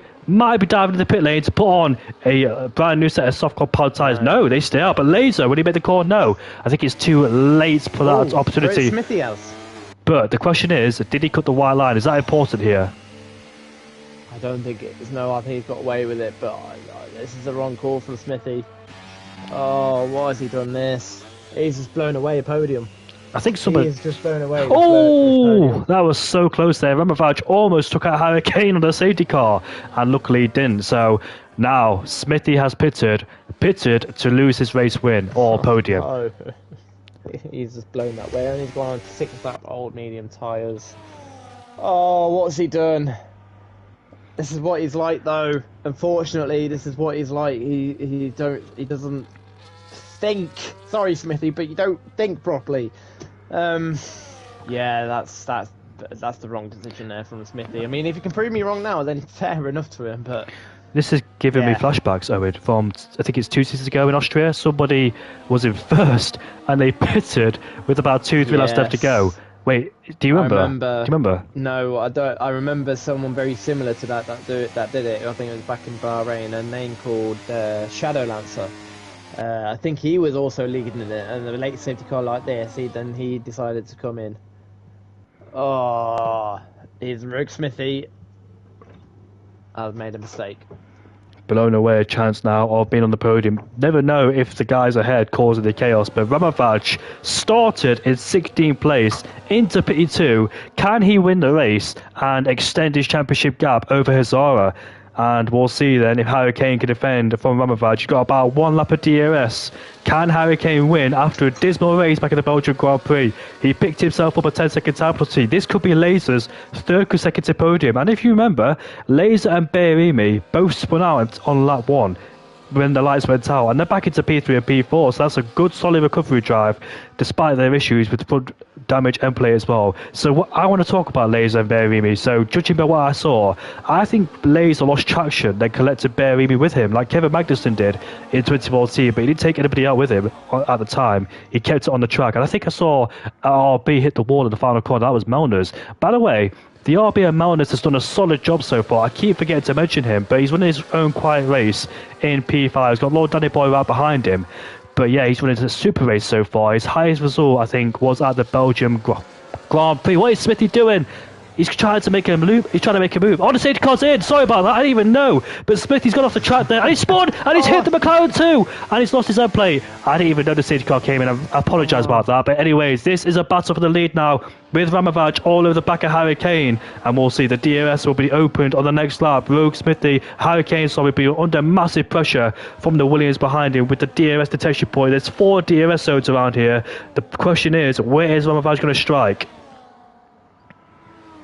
Yeah, he might make some tactical moves. Obviously, we're about to go on to the final lap as well, and we'll only have 1 lap of DRS as well. Laser's right there as well. Bear Remy's right there. They're all right there. The top 5 are there, so any of these guys can take this win. We obviously we don't know who's going to be winning this race. It's been like this pretty much the whole race, just a DRS train. No one's really pulled away this race today.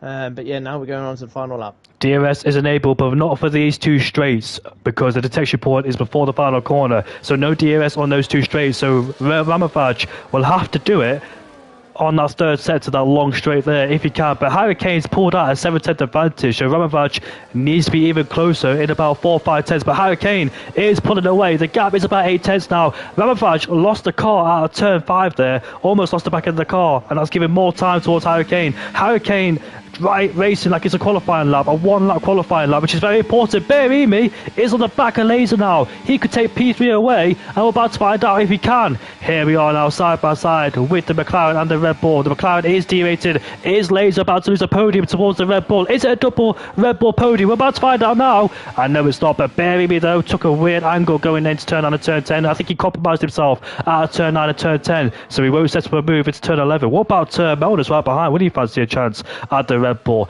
But the question is no. Berimi should have waited and tried to go over to turn 11, but compromised himself. But the victory then, Hurricane scored his first victory of the season back at the Bahrain Grand Prix. He missed a couple of races due to being on holiday. The Red Bull driver rounds the final corner, and for the 2nd time this season, Harry Kane wins the Australian Grand Prix ahead of Ramavac, who started in 16th place. Laser in P3 for his 3rd consecutive podium, and Berimi in P4. What a race that was. Yeah. Wow. I don't even know what to say. Ramavac going on podium again. Like, what did I say? Another surprising podium by Laser. Laser struggled to get podiums last season. Now he's got 3 in a row. But the thing is, though, he had 3 in a row in the first 3 races last season, and after that, he never scored a podium again. I don't want to say it's happening again this season. every single race Laser has finished, he's finished on the podium. So, yeah, another surprising one here. Yeah, that's good fact because he didn't finish in Saudi Arabia. So yeah, I was trying to think. So yeah, that's a good start actually, Owen. Yeah, there you go. Oh, what a race! So Smithy, choosing the wrong strategy, was in a place to win this Grand Prix, but unfortunately pitted with about 2 laps left to go in the Grand Prix, compromised himself and into 8th place. He's going to be very frustrated, looking back and thinking, why did I do that for?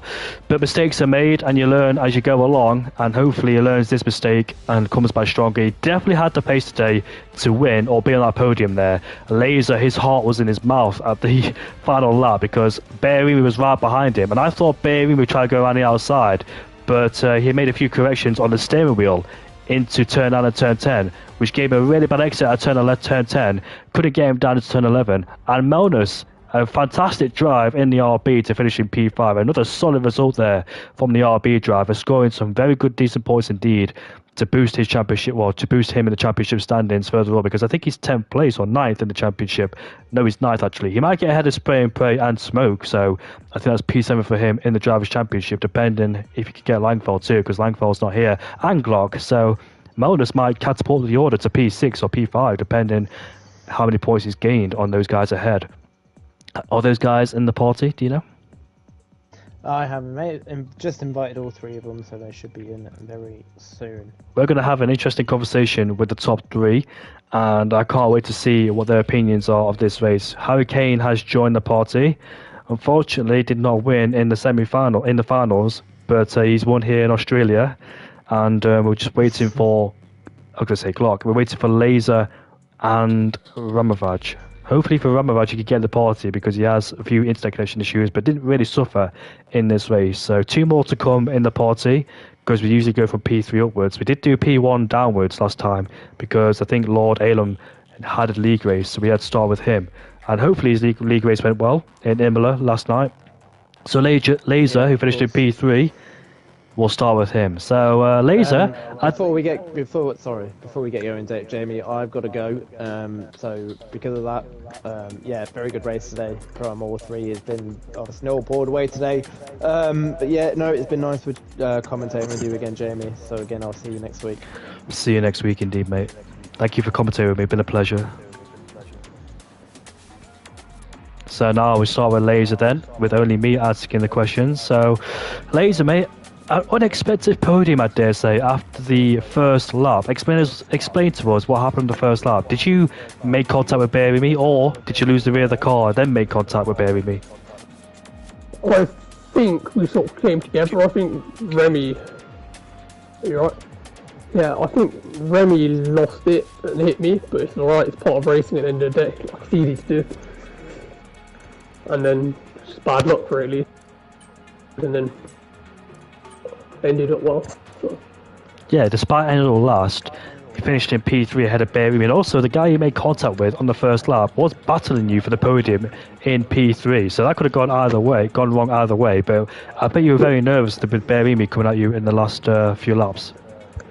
To be honest, I knew he was a really clean driver. I thought he would get me, but like he just sent in DMs. To be fair, he didn't fight me too hard because of what happened on lap 1, so I respect that. But yeah, once he gave me back the position, I wouldn't have reported anyway, because he gave it back. I'll have to win the safety car. But yeah.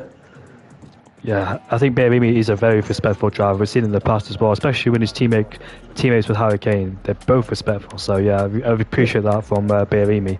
But Laser, those 2 safety cars, when that first safety car came out, I bet you were relieved because you were so far back, you had nothing to do other than just race along. But when that first safety car came out, how many places were you expected to gain? I wasn't sure. I knew I had to pit for a new front wing because, obviously I'm what was I, 15th, and obviously I'll do my best and see where I end up. I didn't think I'd get on the podium though. I thought maybe 6th, 5th, I could have got that high. I thought Hazaru disconnected, which is really unlucky. Harry Kane, Smithy, and all the lead group with me miles ahead, but yeah. Yeah, it's a shame because you pull away now from Hazara in the championship, and you might take the championship lead away from Ramovaj, depending. I don't know. It's going to be super close to the championship, but Ramovaj got on the podium ahead of me. So. Oh yeah, he did. Sorry, yeah, he did. I thought it was the other way around, but yeah, you pull away from Hazara. But the championship fight is on between you, Ramavaj, Laser, Hazara, and Harry Kane as well, and probably Sophiacus if he joins, and Roguesmithy, Barry Me too. So you've got a lot of championship contenders to deal with this season. And do you remember the last time you had 3 podiums in a row last season? You didn't score the podium again. So Yeah, don't remember that, mate. I want to go on my streak, man. yeah, I don't want you to go on that losing streak, because ever since after It's that, quite impressive for him, to be fair. You would give respect where it's due, not to get a podium for an entire season, get 3 in a row and then not score again. That's quite impressive. yeah, it is. But Bad way, but- I really hope for your sake it doesn't go that way, because you want to see an incredible championship. You got the most podiums this season. You would have led the championship if it wasn't for that crash in Saudi Arabia. But we've still got plenty of races left to go in this season. And when that last safety car came out, with Roguesmithy out of the way and pitting, because you were fourth in that DRS trade, and you were stuck there. But when Roguesmithy pitted, you must have thought, that's now my chance of a podium.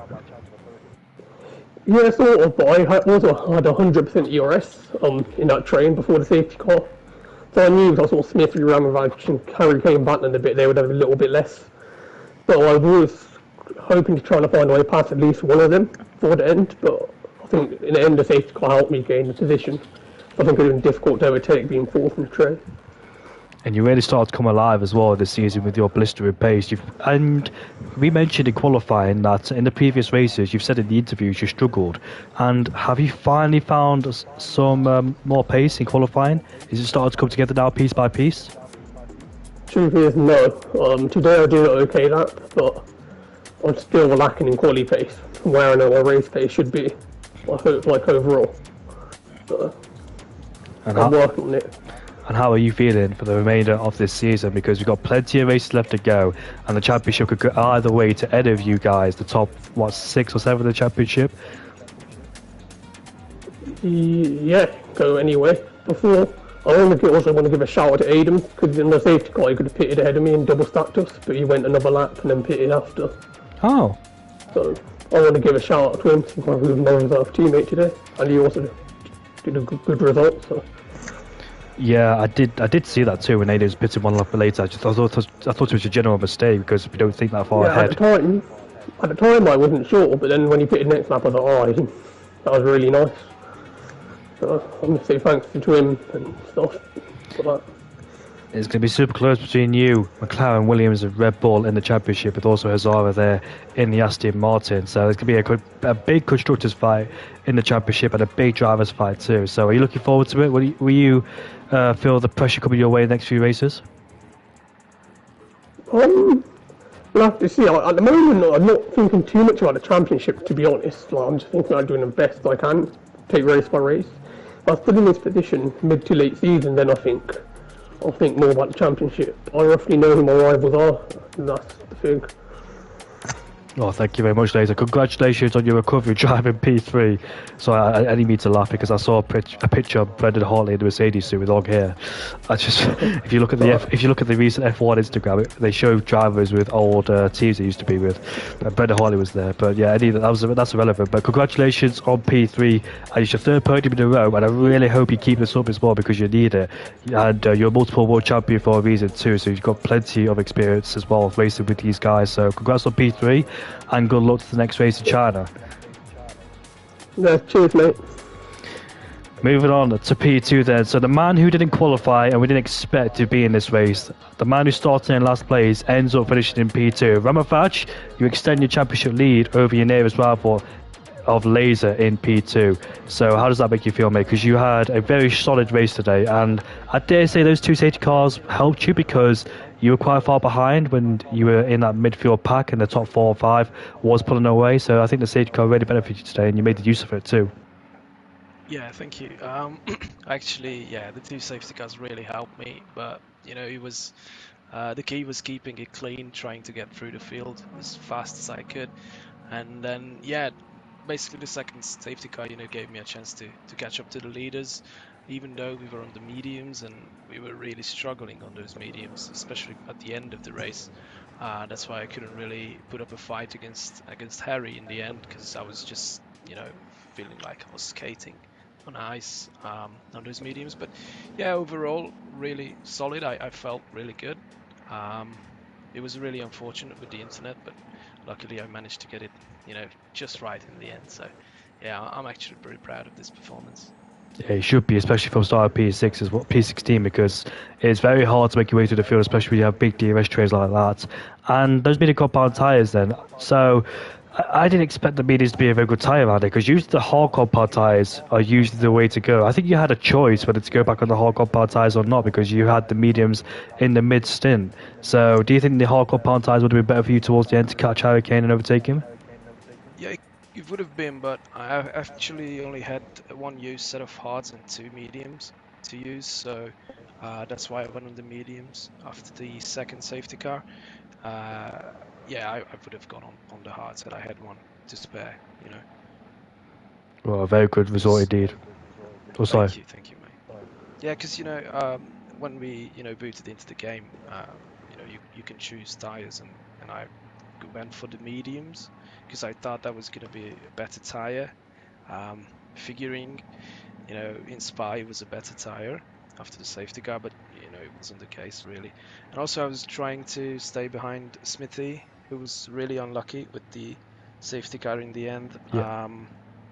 Yeah, I mean, I think he could have, would have won this race. I mean, he had really good pace. So I'm really proud of him too. It was just, unfortunate. And he also got unfortunate in the pits because he put on used mediums instead of new softs. So yeah. But overall, I think it was a really good performance from the both of us. Yeah, it was. I was saying it could be a double Williams podium, but only one team each from the constructors finished the top 3. We haven't spoken to you since the Saudi Arabia Grand Prix 3 races ago, and Hungary and Belgium. Now, I know that was a difficult race back at the Hungarian Grand Prix. You were so unlucky there because I think the rain came at the wrong time when that last safety car came out, because you were in a position to try and fight. I think it was Safarkas and Glock at the time, but that safety car time really put you at a disadvantage. Yeah. I mean, I thought in Hungary, we had it covered because I don't know, it was a 35 lap long race, and on lap 32 it was still okay. I think it was still faster to be on the softs or the slicks, but by lap 33 it was just completely terrible on the slicks. So I decided to pit for Inters, but it was only I think P6 and P5 in the end in Hungary. So yeah, the rain really messed up our strategy, but it was the same for Glock and Safarkas as well. And in Spa, the first safety car, our chances. And we had an unfortunate collision with Hazara as well, where we glitched together, and I ended up in the gravel after the first corner. So yeah, I fell back to like P8, I think, and it was really hard to recover from there. Yeah, you did. I remember that now. Just judging by memory. So yeah, difficult last 2 races, but P2's a good result, and hopefully you can try and get back up there again. So how do you feel for the? By the way, it was very nice to see you race because I thought you were going to join, but I'm very glad that you did today. So congratulations, and nice to see you here again. Thank you, mate. How do you feel for the Chinese Grand Prix? Well, I'm actually not going to be here for China.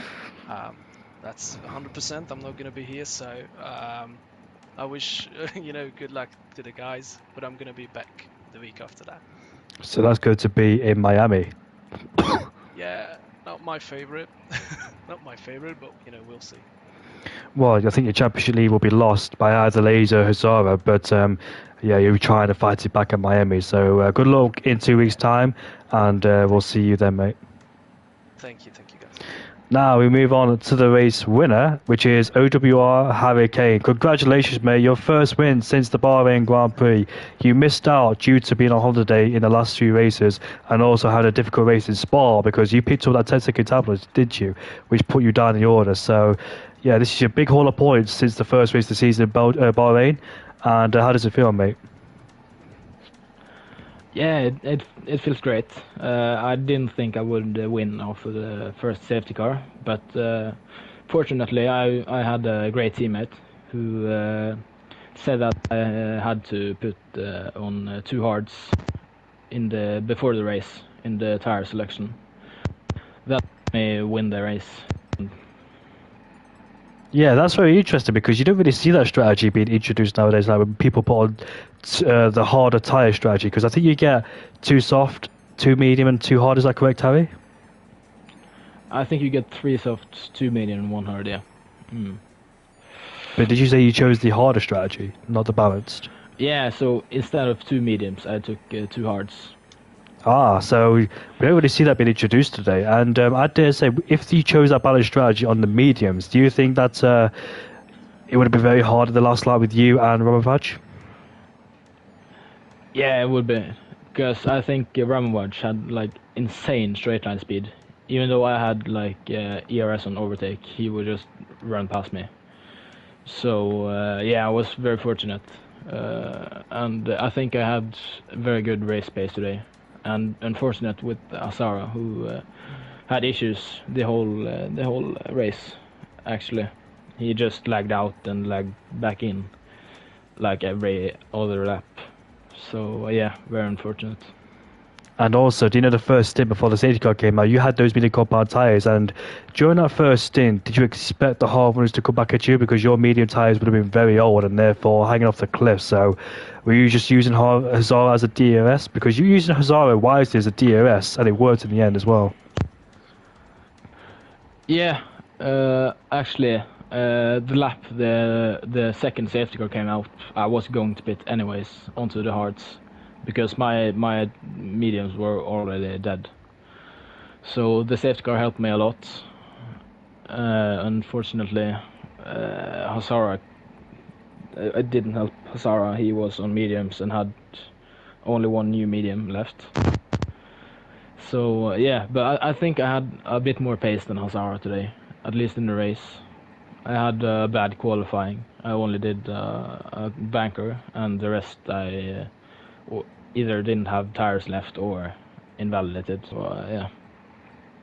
It was all about strategy today with Inter because, like, you, the top five at the time, you were in second place. Were you just keeping an eye on Smithy to see if he would overtake you because you want to stay in second place and try and keep his eye in front of you? You did that really well because we've seen you turn off the DRS quite a lot in the race as well. So you just tried to stay behind Hazara, but stay in front of Hazara. No, behind Hazara, but in front of Hurricane. In front of Rogue Smithy. Yeah, I was trying to stay behind Sarah until his tire was so gone that I could go past him and get a second to him or the other drivers.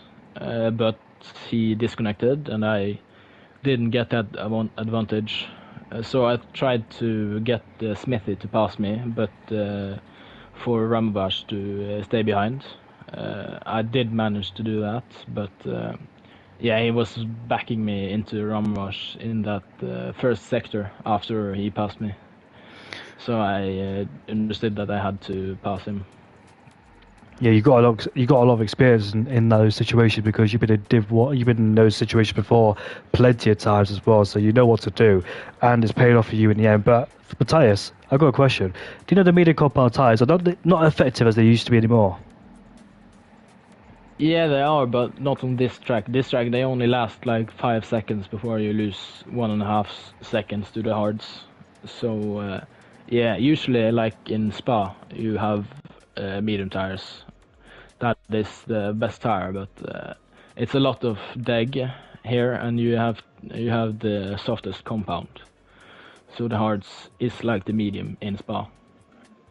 So yeah. Thank you very much, Harry. And yeah, congratulations on P1. Congratulations on second place, Ramovaj and Laser P3. We'll see you all next week on Tuesday, Monday, Tuesday, Wednesday at the Chinese Grand Prix for Div 1, 2 and 3. And we'll see you all later. Have a good evening and good night and take care.